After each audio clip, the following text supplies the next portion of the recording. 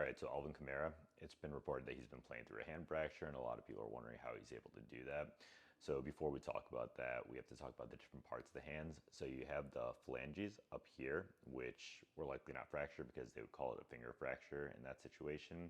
And then we have the metacarpals, which are these bones that connect the fingers to the base of the hand. Metacarpal wouldn't likely have been fractured either because those need a specific cast, and we haven't seen him wearing a cast, so I don't think it's metacarpal fracture.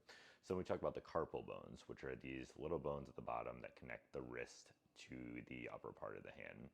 And the most commonly injured one's the scaphoid, which people might have heard of before. But if the scaphoid's fractured, then you need something called the thumb spica splint, which immobilizes the thumb, would really interfere with ball carrying. So that's also likely not the bone he fractured. I think it's the second most common fracture, which is that triquetrum bone. And a triquetrum bone is most commonly fractured with an avulsion fracture, where a chip comes off of the bone.